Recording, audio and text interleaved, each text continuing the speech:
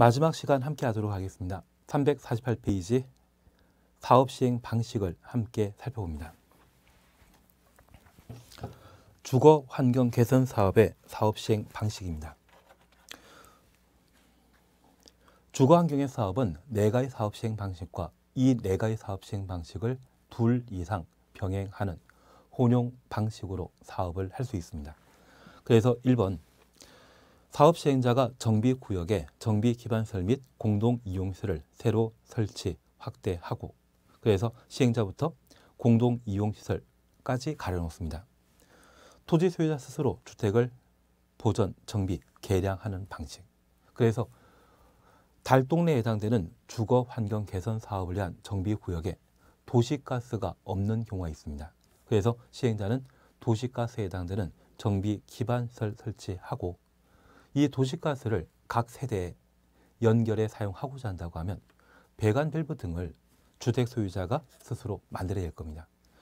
가장 소규모 정비사업 형태가 바로 1번이 되게 됩니다. 새로 아파트 단지 만들어지는 것이 아니라 정비기반시설과 공동이용시설만 새로 확보되는 사업시행 방식입니다. 2번입니다. 사업시행자 정비구역 전부 또는 일부를 수용하여 수용 동그라미 놓습니다. 시행하는 방식이 있습니다. 그리고 3번입니다. 환지로 공급하는 방식, 환지 동그라미 놓습니다. 그리고 4번, 사업시행자가 정비구역에서 인가받은 관리처분 계획에 따라 관리처분 계획부터 가로 열어놓습니다. 주택, 부대시설, 복리시설을 건설하여 공급하는 방식, 복리시설까지 가로 닫아 놓습니다. 그리고 5번, 혼용하는 방식. 그러면 잠깐 우리가 봐주실 것으로 앞서 시간에 우리는 정비사업과 관련된 1단계 절차를 함께 오셨습니다. 전국의 특별시, 광역시, 시에 딱 하나 수립되어 있는 정비사업과 관련된 방향, 지침, 지시해 주는 행정계획을 뭐라 한다? 정비기본계획이라 하고 이 정비기본계획에서는 정비 예정구역과 정비계획 수립 시기를 기본계획에서 정해 놓고 있습니다. 저 정비기본계획에 따른 정비 예정구역에 정비계획 수립 시기가 도래하게 되면 정비계획을 입안하고 결정하면 그와 동시에 정비구역을 지정 고시하게 됩니다. 정비계획 입안하는 자는 특광시군구청장입니다. 정비계획 결정 그리고 정비구역 지정하는 자는 지정권자는 구청장 받은 특광시군이죠. 그래서 우리 정비기본계획과 관계된 사항은 자주 시험에 반복 출제되기 때문에 꼭 한번 정리해 놓습니다. 그리고 기본 정비구역과 관계된 사항은 최근 개정된 사항과 관련되어 일부 필요한 사항들을 문제 풀어나가면서 기본 참조하고 또는 요약집 정리하면서 함께 해결해 나가셔야 됩니다. 정비기본계획과 관계되어서는 무조건 정리하셔야 됩니다. 그러면 이런 1단계 정비계획에는 정비사업과 관련된 사업시행 방식을 정해 놓게 됩니다. 그래서 이 사업시행 방식은 정비계획을 입안하고 결정할 때 사업시행 방식이 결정되게 됩니다. 그 중에 주거 환경 개선 사업의 경우에는 정비사업의 사업시행자가 정비 기반 시설, 공동이용시설 설치하고 주택 소유자가 스스로 개량하는 방식, 새로운 주택 건설하는 것 아니죠. 그리고 수용 방식, 환지 방식, 관리처분 계획 방식에 따른 정비사업이 가능하며 이러한 4가지 사업 시행 방식 중에 둘 이상을 병행하는 혼용 방식의 주거 환경 개선 사업이 가능합니다. 여기 수용 방식은 사업 시행자가 사전 현금 보상하여 정비사업과 관계된 땅의 소유권을 취득하고 사업하는 방식을 수용 방식이라 하며 환지 방식은 도시개발법 공부하시면서 종전 토지와 개발사업 완료 후에 토지를 서로 맞교환하는 보상 방식이 환지 방식이었죠. 그래서 환지 방식은 토지 교환의 준말이었다는 것을 다시 한번 파악하십니다. 반면 관리 처분 계획은 공용 환권을 관리 처분 계획이라 표현하고 있는데 이 공용 환권은 권리 교환의 준말입니다. 가끔 재건축 사업을 시행하는 곳 보게 되면 15평짜리 아파트가 정비사업 시행하면서 32평 아파트 분양받을 수 있다 해서 분양권으로 바뀌는 경우가 있습니다. 그리고 정비사업이 모두 완료되게 되면 32평 아파트의 소유권을 취득하는 경우가 있는데 15평 아파트의 소유권이 30평 아파트의 분양권으로 바뀌었다가 저 분양권을 30평 아파트 소유권으로 바꿔주는 사업 시행 방식을 권리 교환이라 표현합니다. 그것을 달리 표현하게 되면 관리 처분 계획이라는 말로 표현하게 되는 겁니다. 재건축 사업 이렇게 하죠. 그러면 이런 네 가지 사업 시행 그리고 혼용 방식 중에 하나를 주거 환경 개선 사업을 시행하는 자는 선택해서 사업을 시행할 수 있다는 이야기입니다. 두 번째입니다. 재개발 사업은 인가받은 관리 처분 계획에 따라 관리 처분 계획 추천 없습니다. 건축물 건설하여 공급하거나 환지로 공급하는 방법을 한다. 환지 줄쳐 놓습니다. 그래서 재개발 사업의 경우에는 관리 처분 계획 또는 환지 방식의 정비 사업이 가능합니다. 그래서 100% 관리 처분 계획과 환지 방식을 선택하는 것이지 혼용하는 것은 허용되지 않습니다. 그래서 재개발 사업은 둘 중에 하나를 선택하도록 되어 있습니다. 그리고 재건축 사업에 관한 사업 시행 방식으로서 사업 시행자는 정비구역에 인가받은 관리 처분 계획 추천 없습니다. 주택, 부대시설, 복리시설, 오피스텔, 주택부터 오피스텔까지 가로 해놓으시고 오피스텔 추천 없습니다. 건설하여 공급하는 방식으로 한다. 주거 환경 개선 사업을 관리 처분 계획 방식으로 시행하게 되면 오피스텔 공급은 원칙적으로 허용되지 않습니다. 오피스텔은 업무용 건축물에 해당되는 것으로서 재개발 사업의 경우 상업적이나 공업적에 사업할 때는 오피스텔 당연히 건축할 수 있는데 주거 환경 개선 사업의 경우는 관리 처분 계획 방식으로 사업하게 되었을 때 오피스텔은 건설 공급 대상이 아니다. 반면 재건축 사업의 경우는 오피스텔도 가능하다라는 것 확인해 놓습니다. 그리고 옆에 페이지에 오피스텔 건설하여 공급하는 경우에는 그 용도 지역이 준주거지역 및 상업지역에만 준주거지역부터 상업지역 가로 해놓습니다. 오피스텔 연면적은 전체 건축물 연면적의 100분의 30 이하여야 된다. 그래서 오피스텔은 종에 해당되는 것으로서 주종관계를 따지게 되면 종에 해당되는 것으로서 전체 연면적의 30% 이하까지만 건설 공급하도록 되어 있습니다. 그러면 우리 잠깐 확인하실 것이 있습니다. 관리 처분 계획의 유리한 사업 시행 방식은 뭐다? 재건축 사업의 유리한 사업 시행 방식은 무엇이다? 관리 처분 계획 하나입니다. 그러면 우리 잠깐 확인하실 것은 이 정비 사업 세 가지에 대해서는 공익 사업인지 사익 사업인지를 구분한 적이 있습니다. 가장 공익에 부합하는 사업은 주거 개선 사업입니다. 그래서 이 사업 시행자는 5가지 사업 시행 방식 중에 선택해서 사업할 수 있습니다. 재개발 사업의 경우는 관리 처분 계획 또는 환지 방식으로 사업 시행할 수 있는데 재건축 사업의 경우는 관리 처분 계획으로만 사업 시행해야 됩니다. 여기 관리 처분 계획으로 사업을 시행하게 되면 정비 사업은 시행자와 토지 등의 소유자 관계가 형성되게 됩니다. 시행자의 사업 시행 방식의 선택권이 제한되게 되면 소유자에게는 그만큼 이익입니다. 여기 관리 처분 계획은 건축물에는 준공 이후 시간 흐름에 따라 감가상각이라는 것이 적용되어 보통 20년 지난 건축물에 대해서는 감정 평가를 하게 되면 감가상각에 따라 건물 가치가 제로입니다. 그런데 우리 주변에 아파트 보게 되면 가격 비싸죠. 그래서 1979년도에 서울 강남 대치동에 은마 아파트라고 하는 곳을 분양한 적이 있습니다. 그때 30평대가 2억 2,100만 원이었고, 그리고 27평, 28평이 1억 1,900만 원에 분양했던 적이 있습니다. 하여튼 저도 착각해 서 요즘 1,000만 원은 아파트 가격이 아니죠. 그래서 뭐 억 단위가 나왔는데, 대추동 음마 아파트의 경우에도 30평대는 2,100에 28평은 1,900만 원에 분양한 적이 있고, 최근 강남 쪽에 개포 1단지 재건축 이야기 들어본 적이 있을 겁니다.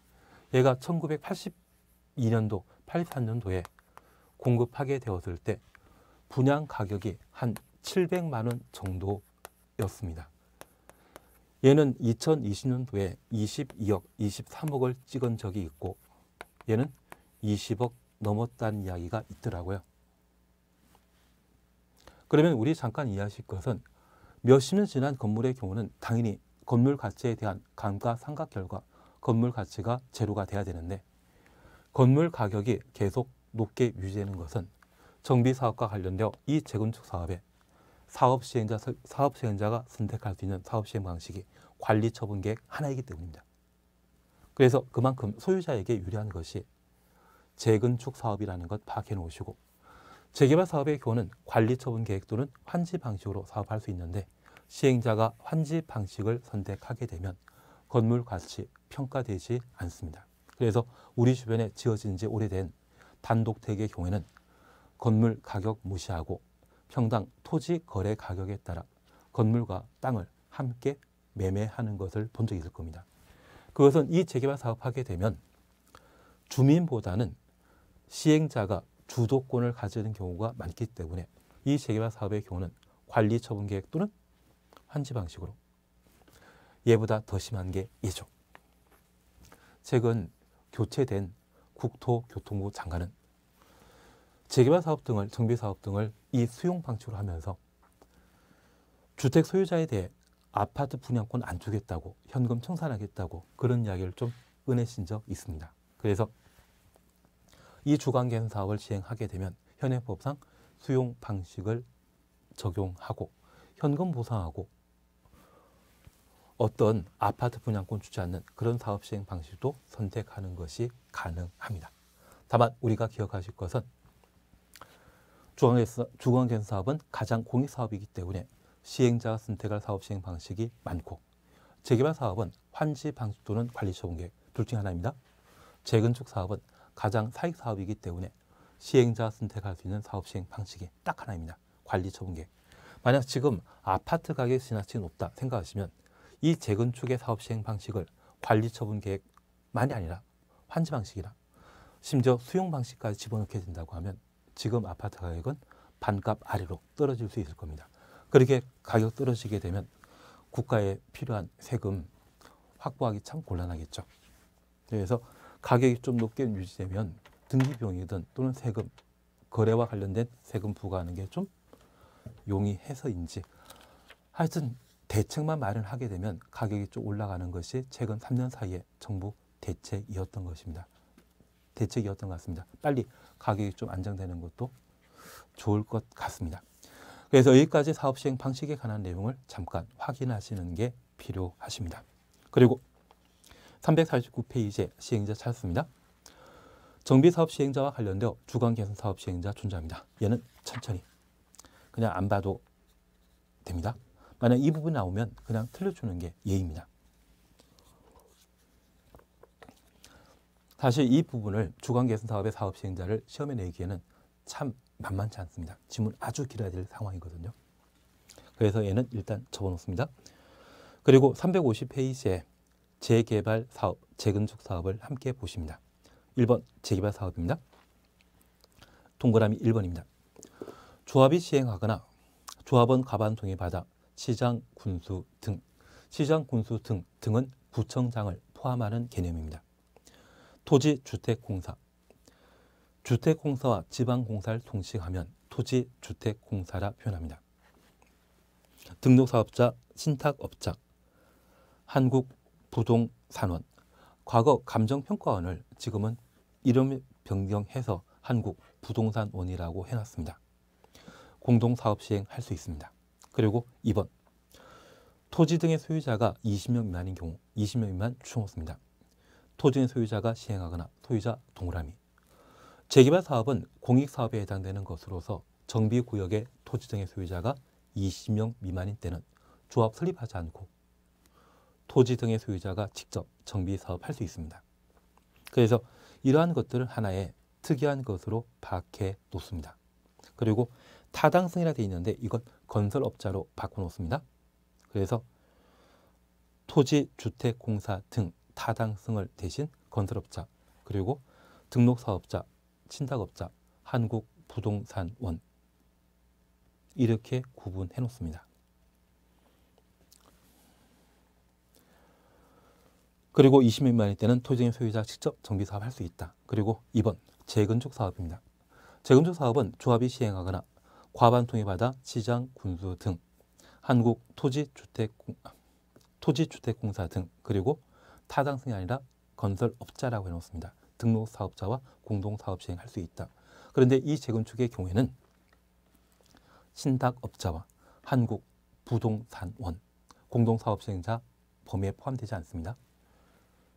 그리고 이 재건축 사업의 경우는 정비구역 안의 토지의 소유자가 20명 미만이더라도 반드시 조합을 설립하여 정비사업을 시행해야 됩니다. 그래서 우리 2단계와 관계된 사항으로 정비구역이 지정고시되게 되면 각각의 정비사업의 시행자가 정비계획에 따른 사업 시행 계획을 작성하고 시장 군수 등에게 인가받도록 되어 있는데 여기 사업 시행자는 주거환경개선사업은 버리고 했습니다.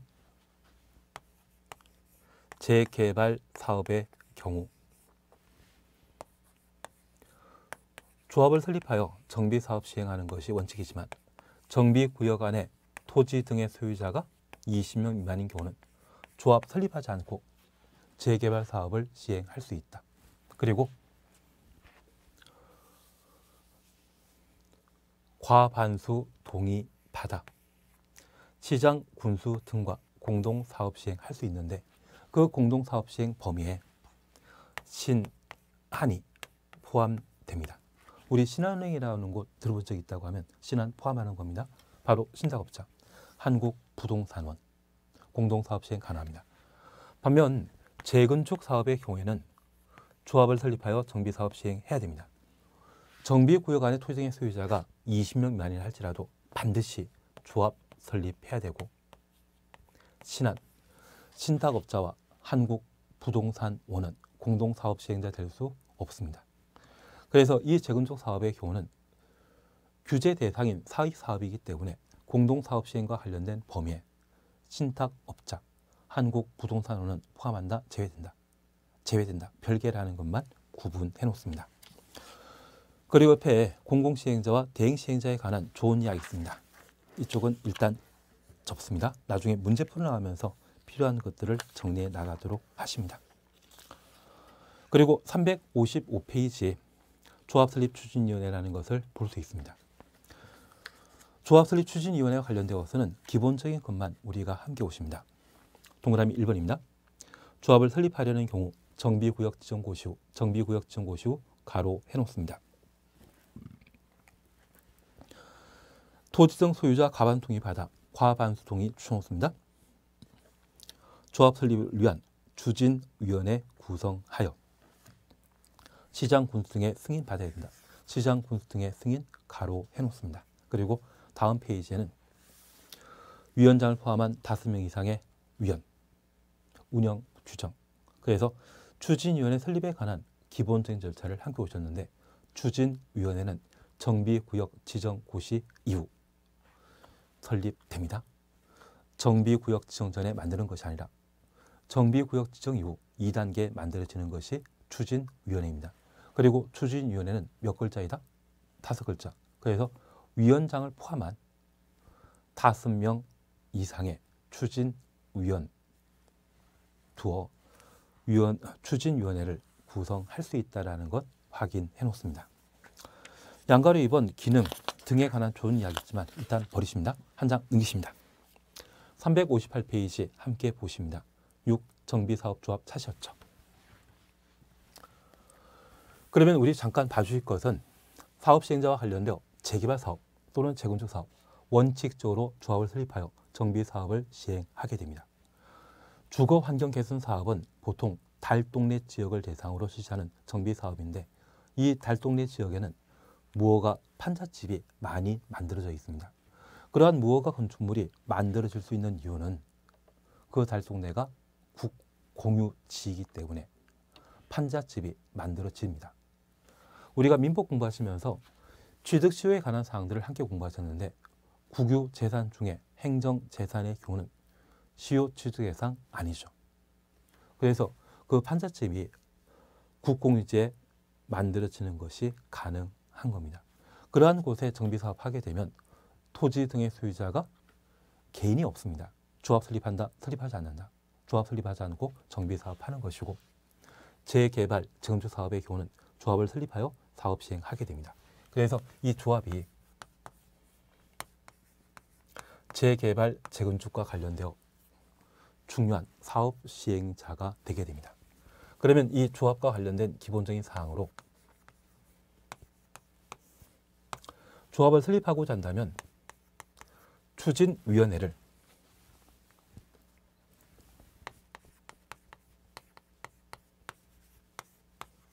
정비구역 지정 이후 시장, 군수 등의 승인받아 설립하고 저 추진위원회가 정비구역 안에 토지 등의 소유자 동의받아 조합을 설립하게 됩니다. 그래서 조합은 추진위원회가 정비구역 지정된 이후 설립된 추진위원회가 정비구역 안에 토지 등의 소유자 동의받아 조합을 만듭니다. 그래서 조합은 추진위원회 이후에 등장하는 존재라는 걸 파악해 놓습니다. 그러면 기본적인 사항으로 절차에 관한 사항들을 함께 봐주시는 게 필요합니다. 358페이지 정비사업조합 찾았습니다. 1. 설립입니다. 그리고 법적 성격이고 그리고 양가로 3번 찾으셨죠. 재개발 사업의 추진위원회는 조합을 설립하려면 토지의 소유자 4분의 3, 면적 2분의 1 이상의 토지 소유자 동의받아 시장 군수에 인가받아야 된다. 그래서 토지 등의 소유자 4분의 3부터 2분의 1 이상의 토지 소유자 동의까지 가로해 놓습니다. 그리고 2번 재건축입니다. 주택단지 내 재건축 조합을 설립하고자 한다면 두 번째 줄에 각동 추천없습니다. 각 동별 구분 소유자 과반 동의와 단지 전체 추천없습니다. 구분 소유자 4분의 3, 면적 4분의 3 이상의 토지 소유자 동의받아 시장 군수 등에 인가받아야 된다. 그리고 2번 주택단지 아닌 지역입니다. 아파트단지 아닌 지역에 재건축 조합을 설립하고자 한다면 토지 또는 건축의 소유자 총수의 4분의 3, 면적 3분의 2 이상의 토지 소유자 동의받아야 된다. 얘가 작년에 시험에 나왔습니다. 올해 나온다 안 나온다? 올해 나올 일 없을 겁니다. 다만 제가 부탁드릴 것은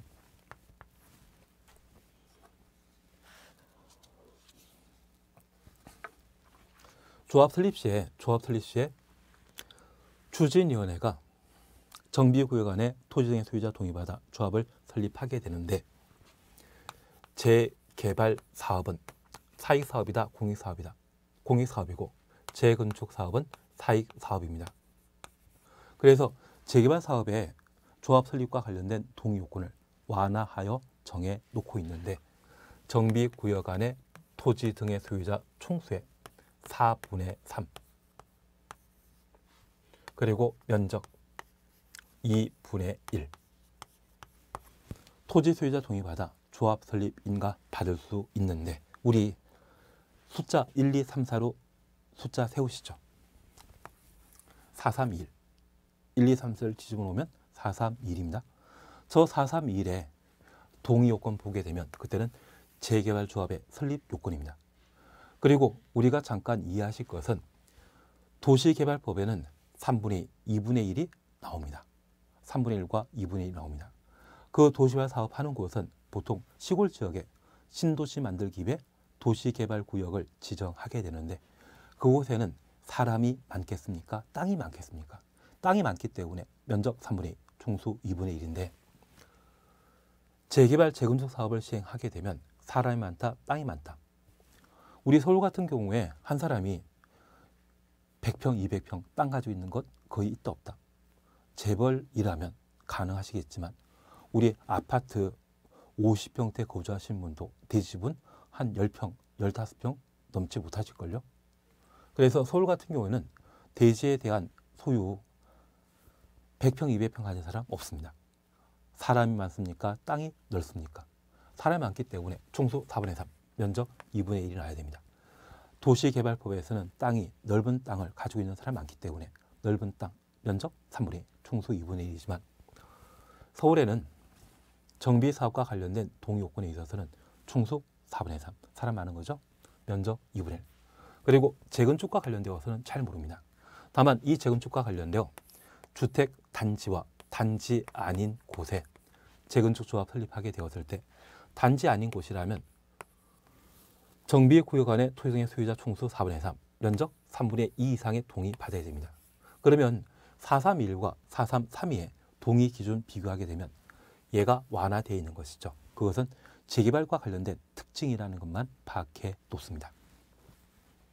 그래서 조합 설립과 관련된 동의 요건, 작년에 시험에 나왔기 때문에 올해 나올 일 없겠지만 431, 총수 4분의 3, 면적 2분의 1 이거 나오면 재개발 조합의 설립 요건이지 저 동의 조건이 재건축 조합의 설립 요건 설명되면 바로 틀린 것으로 잡아내십니다.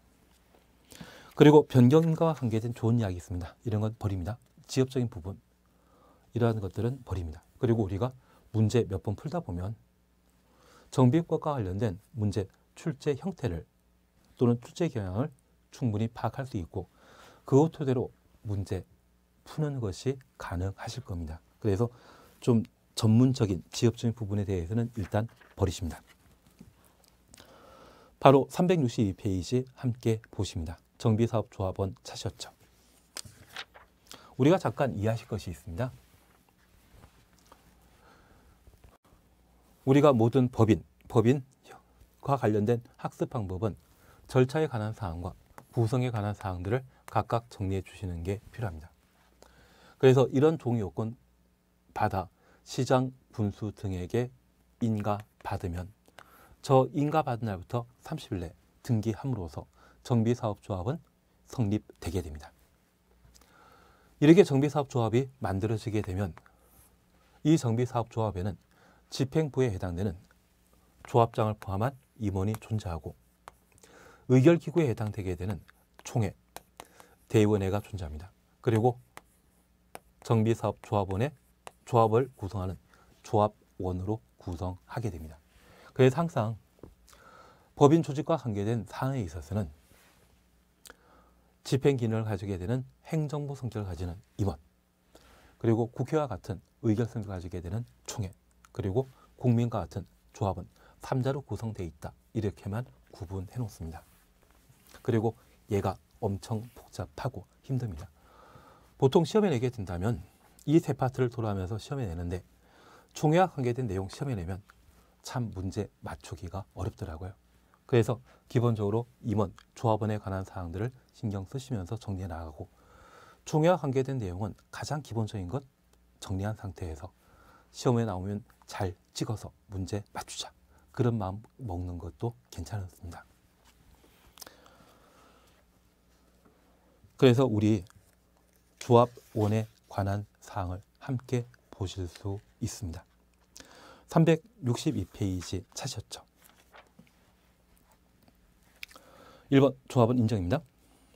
정비사업의 조합원은 토지 등의 소유자로 하되 가로 속에 재건축 사업의 경우는 재건축 사업에 동의한 자만 해당한다. 동의한 자 줄쳐 놓습니다. 그리고 2번, 3번, 4번 그냥 지나갑니다. 그래서 첫 번째 조합원 자격과 관련되어 현재 정비사업조합은 재개발사업과 재건축사업 두 가지입니다.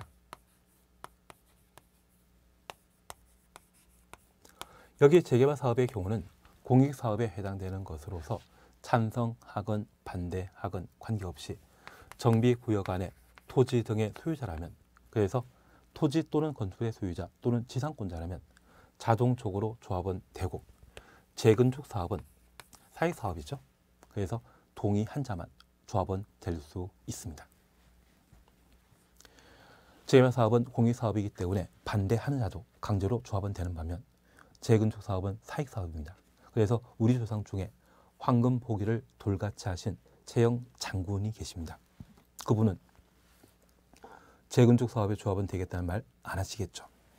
그런 최영 장군께서는 재건축 사업의 조합은 안 되실 겁니다. 그래서 재건축 사업의 경우는 동의한 자만 조합은 된다. 그것 잡아주시는 게 필요합니다. 그리고 2번 조합원 지위 이전입니다. 동그라미 1번입니다. 투기과열지구 추천호수입니다. 투기과열지구에서 한 줄 밑에 재건축 사업하는 경우 조합 설립 인가 후, 재건축부터 조합 설립 인가 후 가로 해놓습니다. 그리고 재건축 추천호수입니다. 재개발 사업 시행하는 경우 재개발부터 가로 열어놓습니다. 관리처분 계획 인가 후, 관리처분 계획 인가 후 가로 닫아놓습니다. 해당 정비사업에 건축물 또는 토지를 양수한 자는 조합원 될 수 없다. 그러면 조합원 자격 함께 보셨고, 이 조합원 지위에 관한 사항으로 이 조합원 지위는 원래 양도, 양수 가능합니다. 그런데 예외적으로 투기 과열 지구가 지정되게 되면 투기 과열 지구에서는 분양권 전매할 수 없거든요. 그래서 그 분양권 전매 제한을 이 조합원에게도 적용하게 되는데, 재개발 사업과 재건축 사업을 각각 구분해 놓습니다.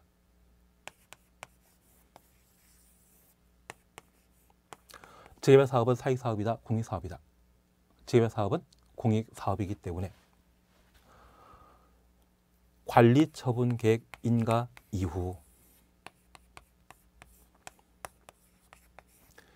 투기과열지구간에 재개발 조합원 지위 거래할 수 없고, 재건축 사업의 경우에는 사익사업이다, 공익사업이다. 사익사업에 해당되기 때문에 조합 설립 인가 이후 거래할 수 없습니다. 여기 조합 설립 인가는 2단계에 해당되거든요. 그래서 재건축 사업이 투기과열지구에 재건축 사업이 이루어지게 되면 2단계 절차부터 조합원 지위 거래할 수 없고, 투기과열지구에 재개발 사업이 이루어지게 되면 관리처분 계획은 3단계에 볼 수 있는 내용입니다. 3단계부터 거래할 수 없다. 그렇게 잡아놓습니다. 그리고 박스에 리얼번이 있습니다. 1세대 1주택인 자로 양도하는 주택에 대한 소유기간이 10년 및 엔드 개념입니다. 거주기간 5년. 그래서 소유 10년간 소유하고 5년간 거주한 주택에 대해서는 거래할 수 있습니다. 그래서 우리 작년에 종로에 멋진 두 분께서 국회의원 선거에서 붙지 않았습니까?